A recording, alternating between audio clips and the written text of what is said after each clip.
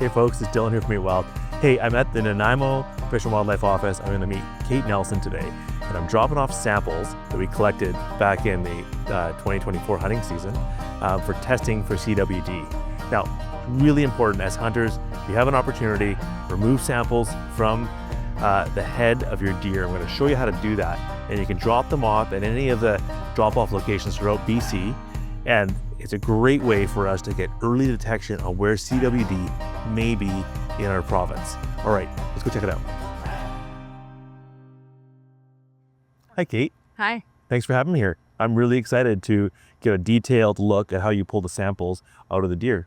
Yeah, great. Thanks for coming, Dylan. This is a great opportunity to kind of get our hands in it and see what it looks like. Excellent. Okay, show me what's next. Okay, so first thing we're going to do is what we're looking for are specific tissues at the back of the throat. And what I'm looking for is sort of if you feel there's like soft tissue and then there's a hard bit on the neck here. Okay, yeah, there's a little bump there. Yeah, it's a little bump there. So if we make a cut from here back towards the back of the ears, Okay. then that's going to open up the section where the tonsils and the lymph nodes are located. That's what we want to do. You can also kind of articulate the neck too to kind of see where that joint is at the base of the skull. So sometimes that's helpful to know like where we're aiming for. Totally. Yeah. Now, for someone like me, I love the neck as one of my favorite cuts for a slow braised roast, and I try to get as high up the neck, right behind the cheek plate of the deer, and I come around inside here. Is that sort of the same area if I was trying to recover the maximum amount of meat? Yeah, exactly. So we tell hunters that if you are trying to save as much of that neck as possible, we just be cautious, but familiarize yourself with where those tissues are located so that they don't accidentally get cut off, right? Okay. So we want to be careful and angling it sort of back towards the back of the ears. We can cut sort of right near the low jawbone and then angled back. That will protect those tissues at the back of the throat that we're looking for. Perfect. Yeah. Okay, so we're just gonna go down here. Oh, wow. All right, so you see this here is, what we're gonna expose in a second, is the part of the epiglottis. So that's that hard bony bit that we were feeling for. Oh, right there. Yeah. That's the hard bony. That's the hard bony bit. Yeah. But that gets us now into this area back here that we're looking for. So our tissues are going to be located back here. I see one. Yeah. So you can see if you were taking the neck off, and wanting to keep your neck roast, that's like you're safe here. Yep. Down in these little pockets are where the specific lymph node, the retropharyngeal lymph node, is located. What we're looking at on top of it here are actually salivary glands. So these are salivary glands tissues here, and they will often sit on top. The lymph nodes like to often, if it's a healthy animal, they'll sit in little fat pockets. Okay. If it's a leaner animal, you might not see all that fat. But when you make this cut, what you're going to kind of see sitting on top are these salivary glands. And sometimes they are mistaken for the lymph nodes. They can hold. That's perfect. Thank you.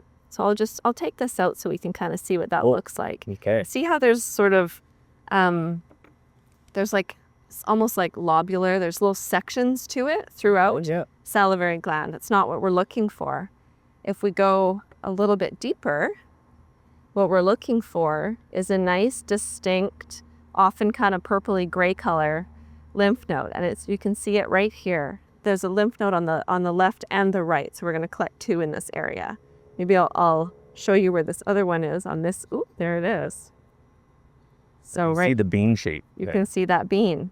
So we've got one on this side and one on that side, and even these two, a little bit different in color.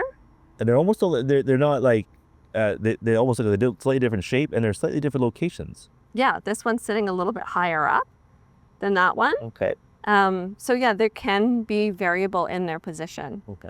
So to pull this out now that we've found it, I'll take some pliers, or I've got these fancy forceps with little teeth on the end. I think a Leatherman would work well too. A Leatherman would be great.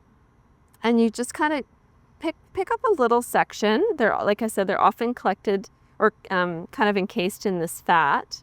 And if you can just kind of tease them out and cut around them so you're not cutting through them. So I'm just sort of teasing away the the connective tissue here to get this whole lymph node out. Oh my goodness. And there it is. Now that's much bigger than the ones I've had before. Yeah, that is quite a large. I would consider this an enlarged lymph node for this size of animal. But there it is. So you can see the difference in the kind of texture and structure. Yeah, have a feel. See how that feels different from the. Oh yeah, for sure. That's soft and gooey. Yeah. Oh, and that's firm and. Yeah. Okay. Exactly. So there's one of our lymph nodes there. So I'll grab the other one on this side. Because they're encased in fat, that's why this kind of teasing them out helps, because there's, as you pull on it, there's just the kind of fat holding onto it. And if you just trim away that fat as you go, they'll slide out. Again, quite smaller, quite hard. Yeah, but firm, yeah. Different shape and size, but there you go. Okay. The next tissues I'm going to go for are the tonsils that are right at the back of the throat, just like on us. And so since I'm in this position here, the way that I access this, we've got the windpipe here. So I'm just going to cut through and that's going to land me in the back of the mouth, basically. Again, just kind of using this hard bit as a bit of a landmark. And if I pull that towards me, we've got all soft tissue. Feel that? That's all soft tissue there. Okay. We're just going to cut straight through that.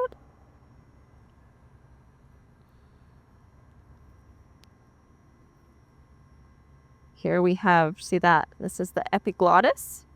Okay, so we know that we're going to be on the other side of that. So if this animal was standing on its feet, it's going to be above that epiglottis.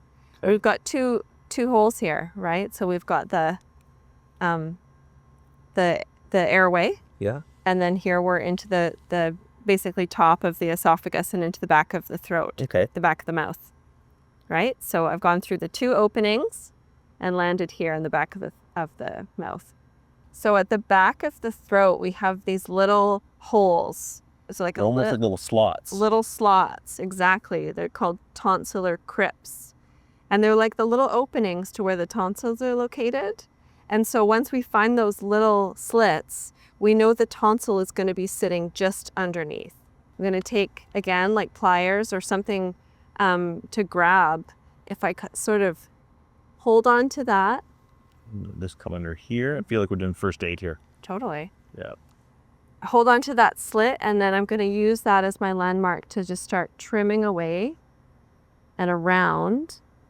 And on the back here is that tonsil. See where that tissue is just kind of lighter in color? Yeah, and greenish hue to it. Yeah, and it's not as like distinct as the lymph nodes, but you can see the shape. You can kind of see the shape popping out right there. So as I continue to tease around that a little bit, always maintaining tension on the tissue, that really helps. Just tease around and you can see another little, bean essentially kind of emerging from this tissue. And there you go. Beautiful. That's a tonsil. So let's go and find the other one. The other one's going to be on this side. If I just pick up that slit and so that slit is your landmark. The slit is the landmark. And what I'm doing is I'm creating tension in the tissue so I can kind of cut around the backside and until I can expose that tissue and I can see it. And I can see that color and I can see the shape starting to pop out. So there's tonsil number 2. Beautiful. Yeah. So I have a couple questions while we're in here. So if you're not familiar with the technique, can you just take out the whole back of the throat here? Absolutely. And just kind of take out if you landmark the 2 slits, can we just kind of go around it, get a good couple inches on either side of it so we know we got them and then send that in? Absolutely. Okay. Yeah. What's the best way to dispose of what's left here? Right. Okay.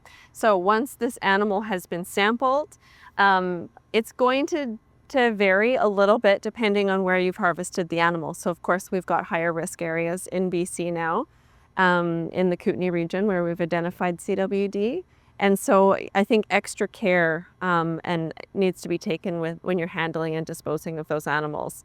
But in general, the safest thing is to take it to a landfill so it can be buried, and then we don't have to worry, because we're not going to know the disease status, the CWD result at that time when you're disposing of the animals. Or if you're able to do this in the field, the next best thing is just to leave any part of the animal that you're not taking home, you're not going to be eating or mounting. Leave it at or near the kill site, because if that animal is diseased, it's already in that system, and we're not moving those parts and introducing it to a new area. Totally. Okay, so I've got my card and I'm getting my information in there, and we're gonna get these samples into a bag. So what information am I supposed to put on this card? Okay, so the most important thing for us is we want contact information, so that if we ever did get a positive result, we're going to contact the hunter immediately and directly. All negative results are posted to our website, but we definitely need that contact information. Okay. The Fish and Wildlife ID is handy just for cross-reference. And then we want some information about the animal, right? Because if a hunter's collected the tissues and submitting, we don't know what species or sex. So collecting that basic information for us, really important for surveillance. Your harvest date, kill location, and management unit we're asking for. Now, in certain areas of BC, it's really important that we actually have coordinates on these animals, especially in the CWD management zone. So we're asking hunters across the province to start doing this now. Okay. And we have an online tool, so you can go to our website and drop a pin on a map, and then we have those coordinates. And that data is going to be, not shared publicly ever. Those harvest locations. You're not going to get my secret spot? No, I mean, I'll see it, but I won't share that with anybody. Yeah. Okay, so I'm going to go into my Hunter app and pull a UTM coordinate off of here. Perfect. For the location. Great. How it was killed, harvested, or motor vehicle. Any other features, there's a bit of space at the bottom there. Any other noteworthy descriptions of the animal, but the stuff at the contact information and that animal information and the location information are really the key points. Cool. Yeah.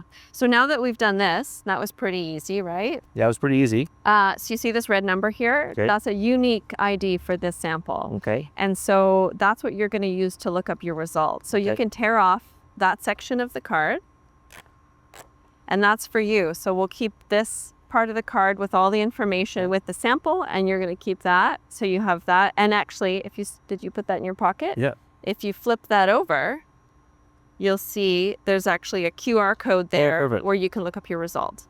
How long do I have to wait till we may get a result?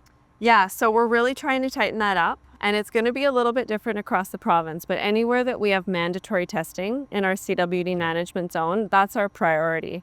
Okay. And so we are doing weekly sampling sessions to get those samples off to the lab in Abbotsford as quickly as possible. And once it gets to the lab, it'll be a 2-week turnaround on results.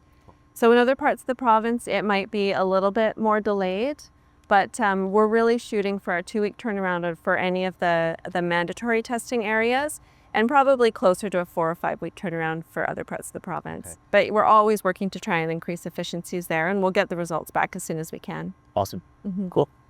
Okay, so now that we have that information, the next thing we're going to do, you've pulled your tissues, any kind of plastic bag. I've got like a Whirl Pack here. You could use a Ziploc bag.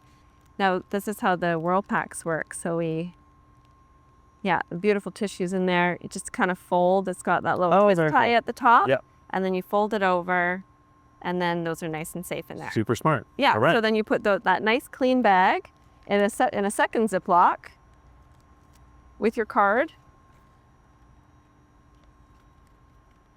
Great. Make sure that's sealed up, and then you can drop that off at one of the freezer locations. Now, where do I find the freezer locations? Well, we've got a map online. We've got a number of freezers located across the province now, and we're always trying to add more. I think we've got upwards of 40 freezers across BC now. Most of them are concentrated in the Kootenay region and in the south, and then we've got a bunch in the interior up into the Peace region as well. But best to check the map on our website for the current location. I might take a sample somewhere in the backcountry. Does it have to go on ice, or how do I get it to you in the best way possible? It's best to keep it cold or cool. So if you have some kind of a cooler with you, or some way to keep it cool. But if you're packing meat out of the backcountry, you kind of just want to treat this as you would your meat. Okay. And it'll be fine. And are these okay to go in the freezer? Absolutely. Okay, yeah. perfect. Like most of our drop-off locations are freezers. And so it's best to freeze those down. If you have an opportunity to freeze it down, then that's great. All right, we got a sample here of a blacktail from the lower mainland. I'd like you to walk me through how I would take the sample out when I'm removing and leaving the lower jaw in the field. Right. Perfect. Okay. The nice thing is hunters can submit just this low jawbone if they want to retain the top part of the skull for a European mount, because all of those tissues that we want on this deer are just inside that arch of that low jawbone. Okay, perfect. On the inside, right? So what I would do, and what we explain to hunters to do, is just similar to what you were doing, isolating this jawbone on this side and following the bone. But I'm going to avoid cutting on the inside. Okay. That's where our tissues are located. What I'm trying to do is just to get to a point where we can then kind of lever that jaw. Okay. Right? So you'll free up both sides, I'm assuming? Yes, we're going to free up both sides. And those tissues that we want are back there. So I'm just going to make some cuts on this side. If a hunter is just submitting a low jaw for the CWD sample, then we want it to include the soft tissue at the back of the throat for those tonsils. So I'm actually in the mouth now, just behind the hard palate here, and kind of cutting that tissue so that when we take this jawbone off, it will include that soft tissue at the back of the throat that we need. You want to add here? Oh, that worked out pretty good. Ooh, yeah. So right here at the back of the roof of the mouth. So behind the back of tongue? the throat, behind the tongue, are where those tonsils are. Okay. And then once we get this off, a little bit further in behind are where the lymph nodes are going to be. Okay. Good Okay. stuff. Then we should be able to just pry it right off now. Yeah. I can help. You're welcome to help. There we go. Okay. Okay. A couple of muscles there to cut. Now, the other thing that hunters will often do is they'll actually take this low jaw and they'll include it with that last vertebrae, which is still here, and that's fine too. On the deer now, we've got that low jaw removed, and of course, this isn't a prime harvested animal. This was a roadkill animal, so there's a lot of hemorrhage in the back here and bruising of the tissue. So it's a little bit hard to tell, but essentially what we're looking for is this soft tissue at the back of the throat, which is going to allow us to access those tonsils. We've got the arch of that low jawbone are intact, protecting those lymph nodes that are sitting in here in behind. And that gives us everything we need. So a hunter could just submit this, and that gives us everything we need on the deer. All right, so I packed this moose out like 45 kilometers on my back so you could have a sample of a moose for this project. Okay, I'm just kidding. Okay, okay, Kate, so we've got we have a moose sample here, and there's a difference in how we sample moose from how we sample deer. That's right. So we have an opportunity here. So tell me a little bit about this. Okay, so on all of the animals, deer, elk, moose, we collect that specific lymph node at the back of the throat. But on deer, as a second sample, we collect the tonsils. On the elk, moose, and caribou, we collect part of the brainstem at the base of the skull. Can you show me? Called the obex. Yeah. Sure. So we're just going to show here. So right here, we've got the base of the skull. So the first vertebrae would have been here, and that's been removed. And right in this opening here is where the spinal column comes in, and there's a little section where the spinal cord will actually, you got that? Yeah. Will actually split as it comes into the brain, and it's about the first 2 or 3 inches of tissue here. And that split, that little V shape, is the specific tissue that we want. That's where the prions like to accumulate in these species, and that's why we target it. Okay. On this animal, the obex has already been removed. So it would have sat just right in this little cavity here. Okay. And it's very delicate tissue. It's that central nervous system tissue. It's the brainstem, essentially. So it's easy to locate, but you have to be kind of careful with how you're handling it. Unfortunately, when this was submitted, it didn't include the obex, so we weren't able to get a sample on this one. Okay. So I have a couple questions. One is there still value in sampling this animal even if we don't have the obex attached? Yes, we can still get that lymph node at the back of the throat here. And so we will collect that and submit that. But the lab likes both tissue types to be able to confirm the result. Absolutely. Okay, and now do we have an opportunity can we take the obex out of one of the deer skulls to show people what that looks like? Yes, we can do that. Awesome, well, let's do that. Okay. So we've already got the low jaw, which gave us all the samples we need for CWD testing, but it's an opportunity to show you how we would access that brainstem or obex sample if this was an elk or a moose. Perfect, show me. So we've got the first vertebrae here. So that's the first vertebrae? That's the first vertebrae. Okay. Right? And the tissue that we're looking for is going to be right at that junction, just inside the base of the skull. Okay. Now there's a bunch of tissue in here that's kind of holding it in. So what I'm going to do is angle my scalpel, or if you've got a sharp knife, that works too, and cut straight down to sort of release that nicely done. tissue. Okay. And then easier to get in there. Perfect. Okay, and as it starts pulling back, you get more stuff to cut. There you go. Perfect. So that's great. You see that white tissue right there? Okay. That's the spinal cord. Oh, wow. Right? Okay, yeah. So that's coming into the base of the skull here. So that ties in with the brain. That ties in with the brain. And as it comes into the brain, it splits. And that's the brain stem. And that's the section where it splits is what we're looking for. So as this tissue comes into the skull, there's lots of nerve connections. And so what I'm doing now with the scalpel, you could do this with the sharp knife, is just kind of going around and severing the nerve connections around so it will be easier to slide out. There it goes. There it goes. It's coming. This is like a real operation. There it is. Go. Whoa. There we go. And you see here how it splits. Okay, yeah. There's like a V. Right yeah, see that V right there? That's the section of tissue that we need.